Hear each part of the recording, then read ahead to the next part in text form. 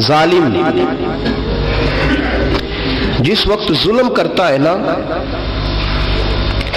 اس وقت وہ یہ سمجھ بیٹھتا ہے کہ میں ہمیشہ اسی طاقت میں رہوں گا۔ ظالم جب ظلم کرتا ہے تو وہ سمجھتا ہے کہ شاید یہی قوت، یہی طاقت، یہی جوانی، یہی اقتدار یہ قائم رہے گا، لیکن کبھی ظلم کا راج قائم رہ سکا نہیں، رہتا ہی نہیں۔ یزید نے ظلم کی حد کر دی، جب تخت حکومت میں بیٹھا تو ظلم کی حد کر دی، حد کر دی اس نے سمجھا تھا کہ شاید یہ اقتدار میرے پاس رہے گا، شاید یہ تخت جو میں نے سجایا ہے اس پہ سجا رہوں گا، بنا رہوں گا، قائم رہوں گا۔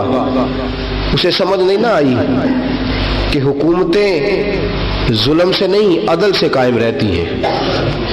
میرے عمر فاروق رضی اللہ تعالیٰ عنہ کی حکومت عدل سے قائم تھی تو 12 سال قائم رہی، 12 سال قائم رہی، اور عمر چلے گئے، عدل کرتے کرتے چلے گئے۔ میں اگلے جمعے بیان کروں گا حضرت عمر کے بارے میں۔ جناب عمر چلے گئے، عدل کرتے کرتے دنیا سے رخصت ہو گئے، لیکن مدینے کی گلی سے بھی جا کے پوچھو گے تو عمر کے عدل کی گواہی دے گی۔ مدینے کی گلی اور مٹی بھی کہے گی کہ عمر عادل تھا۔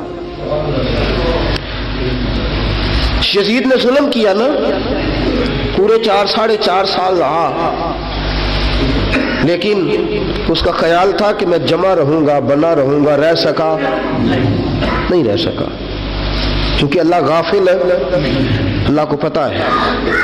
اور ایک اور بات بھی، ایک اور جملہ بھی کہنے لگا ہوں، اسے بھی یاد رکھیے گا، ظالموں کو مددگار بھی مل جاتے ہیں، ظالموں کو مددگار بھی مل جاتے ہیں، بلکہ ظالموں کے مددگار زیادہ ہوتے ہیں۔ بدی جلدی پھیلتی ہے، گناہ جلدی پھیلتا ہے، ظالموں کے مددگار زیادہ ہوتے ہیں۔ یزید کو مددگار ملے، ابن سعد ملا، ابن زیاد ملا، شمر ملا، خولی بن یزید ملا، بڑے اسے مددگار ملے جو کہتے تھے کہ بالکل کوئی خطرہ ہی نہیں، دنیا تو ترستی ہے تیری دید کو، اور سب خیر ہے، ہر جگہ امن ہی امن ہے۔ یزید جب ظلم کر رہا تھا تو سمجھتا تھا مجھے کوئی نہیں پوچھے گا، کوئی میرے قریب نہیں آئے گا، لیکن یارو اس تک دنیا کا کوئی بندہ تو نہیں پہنچ سکا، لیکن اللہ کا قہر تو پہنچ گیا نا، اللہ کے انصاف کا ہاتھ تو پہنچ گیا نا، رب تو ہے نا دیکھنے والا۔ عبید اللہ ابن زیاد کے دربار میں جب سیدنا امام حسین کا کٹا ہوا سر پہنچا نا، اس نے ایک چھڑی پکڑی، اور چھڑی پکڑ کے نا تو امام حسین کے لبوں پہ مارنے لگا، کہنے لگا تجھے کہا تھا نا بات مان جا، کٹا ہوا سر تشت میں رکھا ہے، تجھے کہا تھا نا بات مان جا۔ راوی کہتا ہے عبید اللہ ابن زیاد نے چھڑی ماری اور اس نے بے ادبی کی، کہنے لگا تو تھا ہی اس قسم کا، تیرا یہی حال ہونا چاہیے تھا معاذ اللہ۔ حضرت بریدہ اسلمی حضور کے صحابی دربار میں موجود تھے، فرمایا ابن زیاد تو برا ہے، تیرا باپ برا ہے، چھڑی پیچھے کر۔ کئی بار میں نے ان لبوں کو مصطفیٰ کو بوسے دیکھے ہوئے دیکھا ہے، پیچھے کر، پیچھے کر، ہٹا لے۔ راوی کہتے ہیں کہ 1 2 3 4 5 6 سال گزر گئے، وہی کوفے کا دربار، وہی محل، وہی تخت اور وہی تشت جس میں امام حسین کا سر رکھ کے لایا گیا تھا۔ 6 سال کے بعد مختار ثقفی حکمران بن گیا۔ مختار ثقفی نے کہا کہ میں چن چن کے ماروں گا وہ بندے جنہوں نے امام حسین کو قتل کیا تھا۔ 1 نہیں 2 نہیں 4 نہیں 6000 بندہ مارا اس نے، چن چن کے۔ راوی کہتے ہیں کہ یہ ابن زیاد 30,000 فوج لے کے نہر فرات کے کنارے میدان کربلا کے سامنے آیا اور اس نے جہاد کیا۔ مختار ثقفی نے ابراہیم بن مالک کو بھیجا، فرمایا جاؤ قتل کر کے لاؤ۔ لڑائی شروع ہو گئی، یکم محرم کو ہوئی تو پھر بند ہو گئی، پھر 5 کو شروع ہو گئی، پھر 7 کو شروع ہو گئی، 10 محرم کا دن آ گیا 6 سال کے بعد، وہی ظہر کا وقت آ گیا، وہی عبید اللہ ابن زیاد جس نے امام حسین رضی اللہ تعالیٰ عنہ کو قتل کروایا تھا، وہ گرا ہوا ہے اور زمین پہ گرا ہے، اس کی گردن پہ ابراہیم بن مالک نے پیر رکھا اور اس کی گردن کو کاٹ کے تشت میں رکھا، اور تشت میں رکھ کے جب اس نے کوفہ بھیجا، وہی تخت جس پہ عبید اللہ ابن زیاد نے بیٹھ کے امام حسین کے مبارک لبوں پہ چھڑی ماری تھی، اسی تشت پہ رکھ کے جب اسی عبید اللہ ابن زیاد کا سر سامنے رکھا تو کوفے کے اس دارالخلافہ کے ایک کونے سے ایک بابا بولا اور بول کے کہنے لگا، لوگوں گواہ رہنا میرا رب بڑا عادل ہے، گواہ رہنا اللہ بڑا عادل ہے۔ چیختا ہے، کونے سے پکارتا، کہتا لوگوں عدل ہو گیا، انصاف ہو گیا، عدل ہو گیا، انصاف۔ دیکھو دیکھو، جب حسین کا سار آیا تھا، ابن زیاد نے گستاخی کی تھی تو کونے سے آوازیں نکلنے لگی تھی کہ زیاد برا ہے، حسین اچھا ہے۔ آج ابن زیاد کا سار آیا ہے، آواز پھر کونے سے نکلی ہے، لیکن آواز کیا گونج رہی ہے؟ آواز پھر وہی گونج رہی ہے، زیاد ابن زیاد برا تھا، حسین کو اللہ نے بڑی عزت و عطا فرما رکھی۔ مکافات عمل، مکافات عمل، اللہ غافل نہیں ظالم جو کام کرتے، اللہ غافل نہیں۔ 6 سال کے بعد وہی دن، وہی وقت، وہی گھڑی، وہی لمحہ، وہی سارا نظام، وہی دربار، انسان ڈرتا نہیں، انسان باز آتا، عبرت پکڑتا۔ ابن زیاد اس وقت کہتا تھا کہ میں جاؤں حسین کے پاس، یہ میں جو ہوتی ہے یہ مروا دیتی ہے۔ شیطان نے کہا تھا آنا خیر منہم، میں بہتر ہوں، بس ختم ہو گیا، ختم ہو گیا۔ ابن زیاد قتل ہوا، وہی تاریخ، وہی زمانہ، اللہ کریم نے اس کو ذلت کی موت دی، مرا، اور 30,000 فوج لے کے نکلا تھا، پھر بھی بچ سکا نہیں۔ یہ ابن زیاد کا حال ہوا۔ ابن سعد صحابی کا بیٹا تھا، نبی پاک علیہ السلام کے پیارے صحابی کا بیٹا تھا، جناب سعد بن نبی وقاص کی اولاد تھی۔ لیکن یاد رکھنا، اگر ایک صحابی کا بیٹا یزید بن سکتا ہے تو دوسرے کا ابن سعد بھی بن سکتا ہے۔ اور صرف یوں ہی توجہ نہ کیا کرو، ابو جہل کا بیٹا بھی تو صحابی رسول بن گیا تھا نا۔ یخرج الحی من المیت ویخرج المیت من الحی، رب فرماتے میں زندوں سے مردے اور مردوں سے زندے نکال دیا کرتا ہوں۔ میں کبھی کبھی کعبے کے اندر بت بھی رکھوا دیتا ہوں، گھر میرا اور میرے ہی شریک اس گھر کے اندر راج کرتے رہتے، میری بے نیازی ہے، کچھ کا کچھ کر دیتا ہوں۔ ابن سعد مختار حکمران بنا تو مختار ثقفی نے ابن سعد کے بیٹے حفص کو بلایا، اور مزے کی بات یہ ہے کہ مختار جو بعد میں حکمران بنا نا، بڑی یاری تھی اس کی ابن سعد کے ساتھ۔ جتنے قاتلان امام حسین تھے وہ کوفہ چھوڑ کے بھاگ گئے، دوڑ گئے۔ اور ایک بات یاد رکھنا، ظالم بزدل ہوتا ہے، ظالم بزدل ہوتا ہے، اس کے اندر وہ اطمینان نہیں ہوتا، تو ڈر لگتا۔ بھاگ گئے سارے کوفہ چھوڑ کے، لیکن ابن سعد نے کہا مختار میرا یار ہے، مجھے کچھ نہیں کہے گا۔ اس کے گھر والوں نے سمجھایا کہ تو دوڑ جا، تیرا تو ظلم بھی بہت زیادہ ہے، دوڑ جا تو۔ اس نے کہا نہیں میرا یار ہے، مجھے کچھ نہیں کہے گا۔ اس نے کہا تو نبی پاک کے نواسوں کا نہیں بنا تو تیرا یار تیرا بنے گا، تو رسول پاک علیہ السلام کے خاندان کا نہیں بنا، ان کا تو نے احترام نہیں کیا، یاری کا۔ اس نے کہا نہیں مجھے کچھ نہیں کہنے والا، تم چھوڑو اس بات کو۔ حفص کو پیغام بھیجا، بیٹا آیا۔ مختار نے کہا تیرا باپ کدھر ہے؟ اس نے کہا جی ابا جی اب باہر نہیں نکلتے، بس گھر کے کونے میں بیٹھ کے اللہ اللہ کرتے ہیں۔ اس نے کہا اچھا کیا کرتے ہیں؟ کہا جی گوشہ نشین ہو گئے۔ اس نے کہا اب تیرا باپ گوشہ نشین ہوا ہے؟ اب گوشہ نشین ہوا ہے؟ بھیڑیے سے لومڑی نے کہا کہ جاؤ شکار کر لو، تو بھیڑیا کہنے لگا بوڑھا ہو گیا تھا نا، بھیڑیا کہنے لگا نہیں میں نیک ہو گیا ہوں، میں نے شکار کرنا چھوڑ دیا ہے۔ میں کسی جانور کو تنگ نہیں کرتا، تو لومڑی کہنے لگی نہیں بادشاہ سچی بات کر، اب تجھ سے دوڑا ہی نہیں جاتا، اب شکار پکڑا جاتا، اب تجھ سے دوڑا نہیں جاتا، پکڑا، اب تیرے اندر آج بھی طاقت آئے تو تو کم کرے نہ، تو اب بھی چھوڑنے والا، اب تجھ سے دوڑا نہیں جاتا۔ ملا رومی فرماتے ہیں بوڑھا ہو کے تو بھیڑیا بھی نیک ہو جاتا ہے۔ کہا کہ جاؤ تمہیں بلا رہا ہے، کہا نہیں جی میرے ابا جی نا آپ اندر رہ کے اللہ اللہ کرتے، اس نے کہا اسے اللہ اللہ یاد آئی ہے، اب اللہ اللہ یاد آئی ہے، کچھ گناہ ایسے ہیں جو رب معاف نہیں کرے گا۔ فرمایا وہ جتنی مرضی نمازیں پڑھے، جتنے مرضی روزے رکھے، جتنی مرضی نفل پڑھے، سارا کچھ کر لے، لیکن اللہ کبھی حسین کے گستاخ کو معاف نہیں کرے گا، کبھی نہیں معاف کرے گا، اس لیے کہ جو حسین کا بے ادب ہے وہ دراصل رسول پاک کا بے ادب ہے، اللہ اسے معاف کرے گا؟ وہ ظالم ہے، اس نے ظلم کیا، ابھی 6 سال ہی تو گزرے تھے، 6 سال ہوئے صرف۔ ابن سعد بھیجا بیٹے کو، کہا جا اب اپنے باپ کو جا کے کہہ تجھے مختار بلاتا ہے، بات سنے آ کے۔ ڈر گیا، میں نے کہا ظالم بزدل ہوتا ہے، کہنے لگا اس سے جا کے کہو میں نہیں آ سکتا، بیمار ہوں۔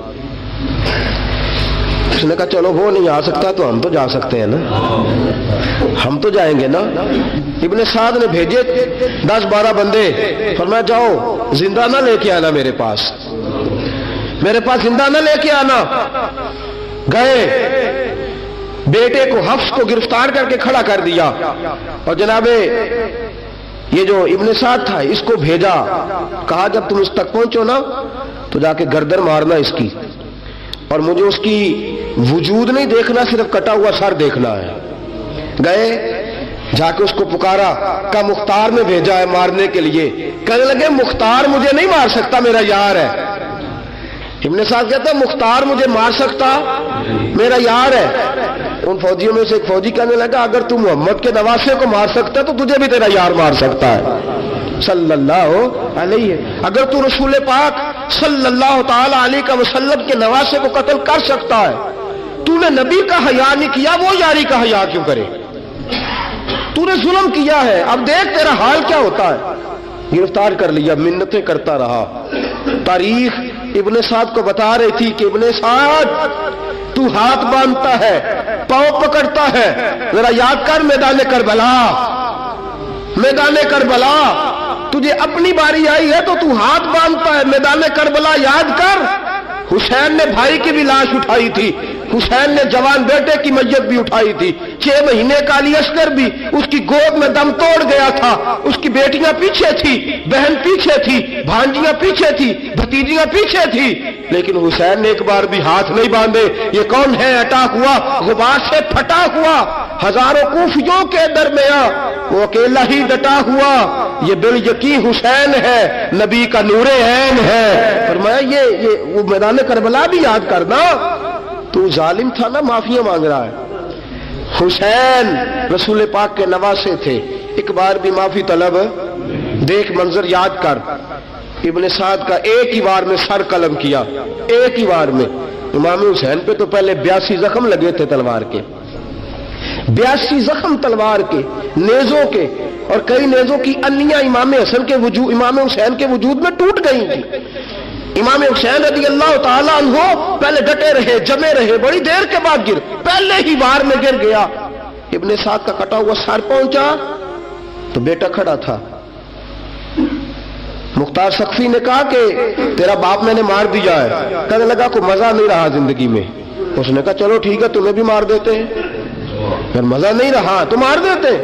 کاٹ دیا سر اس کا بھی، دونوں سر کاٹے، تشت میں رکھے، اور مدینہ منورہ حضرت محمد بن حنفیہ رضی اللہ تعالیٰ عنہ جو امام حسین کے چھوٹے بھائی تھے، جناب علی کی دوسری زوجہ کے بیٹے تھے، جناب علی کے صاحبزادے ان کے پاس بھیجے، اور بھیج کے کہا کہ لو ابن سعد کا سر حسین کا بدلہ ہے اور اس کے بیٹے کا سر علی اکبر کا بدلہ ہے۔ جب محمد بن حنفیہ کے پاس پہنچے تو آپ نے فرمایا یہ کمینوں کے سر میرے بھائی کے سر کا بدلہ ہو ہی نہیں سکتے، یہ کہاں حسین کا بدلہ ہو سکتے ہیں؟ وہ حسین ابن علی، وہ حسین ابن علی، حسین ابن علی کی شان رفت کوئی کیا جانے، حسن جانے، علی جانے، نبی جانے، خدا جانے۔ وہ حسین ابن علی کہ باپ جنہاں دا ہر میدان اندر لڑدا رہیا سی کل ایمان بن کے، ماں جنہاں دی سجدۃ النساء ہوئے تے نانا عرش تے جاوے مہمان بن کے۔ فرمایا یہ حسین کا بدلہ ہو سکتے ہیں؟ وہ خولی بن یزید،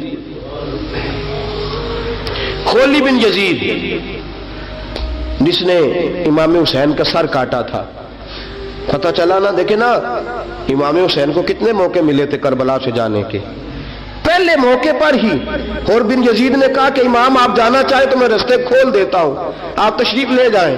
امام حسین نے فرمایا میں علی کا بیٹا ہوں، دوڑوں گا نہیں، میں دوڑوں گا نہیں، میں نہیں جانے والا۔ خولی بن یزید دوڑ گیا، کوفہ چھوڑ کے دوڑ گیا اور کسی دور دراز علاقے میں جا کے ڈیرا لگا لیا۔ پھر وہاں سے واپس آیا کہ کسی نے کہا امن ہو گیا، آ گیا دوبارہ کوفے۔ مختار کو پتا چلا کہ آ گیا ہے، پھنس گیا ہے، گھر پہنچ گیا ہے۔ اس کی بیوی جو تھی نا خولی بن یزید کی، بڑی محبت کرتی تھی نبی پاک کے خاندان کے ساتھ، حضور کے خاندان کے ساتھ بڑی محبت کرتی تھی، اور محبت والوں کا انداز پتہ کیا ہے؟ رنگے چمن پسند، نہ پھولوں کی بو پسند، ہم کو ہے وہ پسند جسے آئے تو پسند۔ یہ انداز ہے، انداز محبت یہ ہے کہ نبی پاک کا غلام نہ ہو، سگا چچا بھی ہو تو مانتے نہیں، غلام نہ بنے، سگا چچا بھی ہو تو مانتے نہیں، اور نبی پاک علیہ السلام کا غلام ہو، چاہے حبش کا رہنے والا بلال ہی کیوں نہ ہو، سردار مانتے ہیں۔ یہ انداز محبت ہے۔ وہ بیوی بڑی محبت کرنے والی تھی، اس نے پیغام بھیجا، اس نے کہا آ گیا ہے گھر، بندے بھیجے، کہا جاؤ خولی کو پکڑ کے لاؤ۔ مختار نے کہا جلدی لاؤ، حکمران نے حکم دیا لاؤ، پکڑ کے گئے، گھر کے اندر گئے تو چھپ گیا۔ چھپا کہاں؟ ٹوکرے کے نیچے۔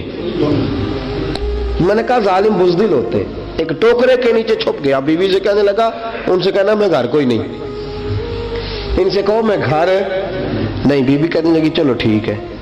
دروازے پہ گئی، وہ کہنے لگے ہم خولی بن یزید کو گرفتار کرنے آئے ہیں۔ منہ سے پکار کے کہنے لگی گھر کوئی نہیں، منہ سے، اور ہاتھ کے اشارے سے کہنے لگی وہ ٹوکرے کے نیچے چھپا ہوا ہے۔ منہ سے کہنے لگی کوئی نہیں گھر، تاکہ سن لے، اندر سن لے۔ منہ سے کہنے لگی کوئی نہیں، ہاتھ کے اشارے سے کہنے لگی چھپا ہوا ہے ٹوکرے کے نیچے۔ گئے، جا کے ٹوکرا ہٹایا، اپنے پاس بہت ساری دولتیں اور جائیدادیں وہ ساری دے دی۔ کہنے لگا یہ میرے پاس کتنا پیسہ ہے، یہ بہت سے کاغذات ہیں، یہ کتنے زیورات ہیں، لے لو، مجھے چھوڑ دو۔ انہوں نے کہا وہ حکومت کدھر ہے جس کے لیے تم نے حسین کا سر کاٹا تھا؟ کدھر ہے وہ تمہارے تخت، اور کدھر گئی وہ تمہاری سلطنتیں، اور کدھر گئی وہ تمہاری دولت اور اقتدار، اور کدھر ہے وہ تمہارا اسلحہ جس کی بنیاد پر تم نے رسول پاک کا خون میدان کربلا میں بہایا تھا؟ وہ ہمارے سامنے لے کے آ۔ کہنے لگا یہ تھوڑے سے انعامات جو میں نے اکٹھے کیے تھے، یہ دنیا کی گندی دولت، اس کے لیے میں نے میدان کربلا میں امام حسین کا مبارک سر مبارک تن سے جدا کیا تھا، لے لو، مجھے چھوڑ دو۔ انہوں نے کہا نہ دنیا میں لے تجھے چھوڑیں گے، اور نہ اللہ ہی تجھے قیامت کے دن چھوڑے گا۔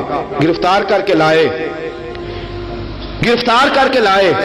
مختار نے کوفے کے بازاروں کے اندر اعلان کیا کہ آؤ باہر نکلو، تمہیں بتاؤں حسین ابن علی کا خاندان گرفتار کر کے انہی کوفے کی گلیوں میں پھرایا گیا تھا نا، یہی گھمایا گیا تھا، آؤ تمہیں دکھاؤں خدا کا انتقام اور اللہ تبارک و تعالیٰ کا انصاف تمہیں دکھاؤں، آؤ میدانوں میں نکلو، گھروں سے باہر آؤ۔ مختار ثقفی اگرچہ بندہ آباد میں یہ بھی ٹھیک نہ نکلا، لیکن بعض اوقات میرے نبی پاک علیہ السلام نے فرمایا اللہ اپنے دین کا کام اپنے نافرمان سے بھی لے لیا کرتا ہے، اس نے کام لینا ہو فاسق سے بھی لے لیتا ہے۔ اللہ نے لے لیا کام، نکلو میدانوں میں، نکلے باہر، چوک بھر گئے، گلیاں بھر گئیں، کوفے کے محلات بھر گئے۔ مختار نے کہا لوگوں 6 سال پہلے کی تاریخ بھی ذہن میں رکھنا، اور آج کا دن بھی تم کبھی مجھے وہ خولی بن یزید ہے کہ یہ نعرے لگاتا تھا کوفے کی گلیوں میں کہ میں نے حسین کا سر کاٹا ہے، میں نے حسین کا سر کاٹا۔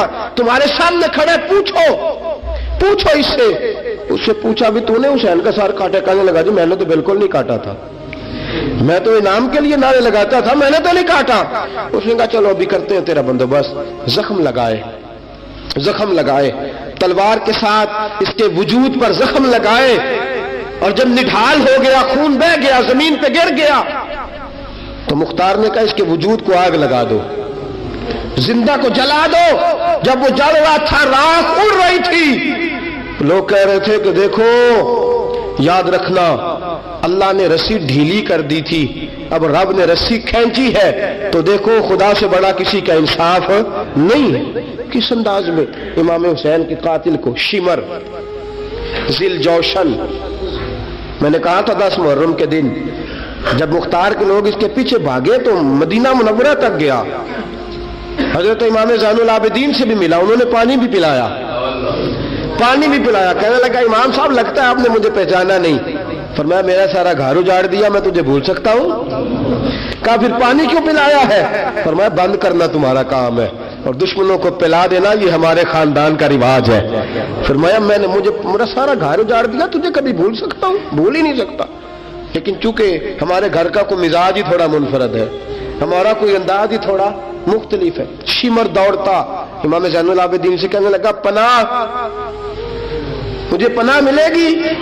آپ نے فرمایا جیسے اللہ پناہ نہ دے اسے بندہ بھی نہیں دے سکتا، تیرے پاس اب چارہ کوئی نہیں، اس لیے کہ اب تجھے دیکھے نا، یاد رکھنا ظالم دوڑتے ہیں نا، جب ظالم دوڑتے ہیں تو پناہ مانگتے پھرتے ہیں، جب ان کا توتی بولتا ہے تو کہتے ہیں ہم چما دیگرے نیست، ہمارے جیسا کوئی اور ہے ہی نہیں، اور جب رسی کھینچتا ہے اللہ تو پھر بھاگے پھرتے ہیں گلیوں اور بازاروں میں، دوڑے پھرتے ہیں۔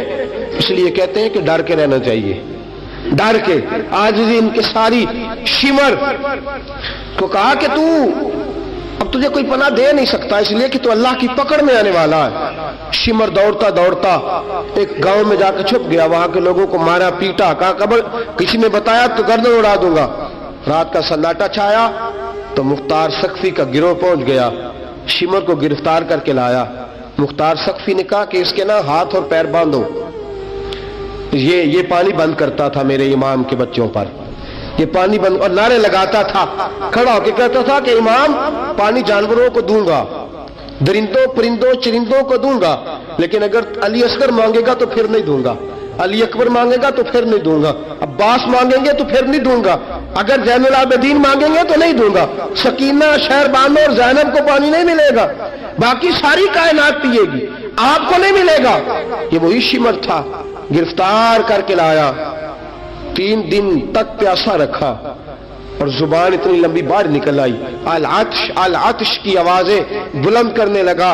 کہا جناب اس کا کرنا کیا؟ کہا اس کے ہاتھ باندھ دو، پیر باندھ دو، اور جو بھوکے کتے ہیں نا جن کو کئی دنوں سے میں نے بھوکا رکھا ہوا ہے، وہ کتے اس پر چھوڑو، اور جب کتے اس کا گوشت نوچے تو کوفے کے بازاروں میں اعلان کرنا کہ جو نبی پاک کی اہل بیت کا گستاخ ہو اسے اسرائیل بھی جان نکالنے نہیں آتے۔ کتے نوچتے ہیں، تڑپتا ہے لیکن جان نکلتی۔ کہا آؤ دیکھو آ کے یہ ہے میت کسی بے ادب کی، منہ دکھانے کے قابل نہیں ہے، ان کے دشمن پہ لعنت خدا کی، رحم پانے کے قابل نہیں ہے۔ فرمایا دیکھو جان بھی نہیں نکل رہی۔ فرمایا یہ وہ ہے جس کو 2 گز زمین بھی نہیں مل سکی، کتوں کے پیٹوں میں اسے جگہ ملی ہے، یہ وہ تھا۔ تو جناب امام حسین رضی اللہ تعالیٰ عنہ کے خاندان پہ پانی بند کرنے والا تھا۔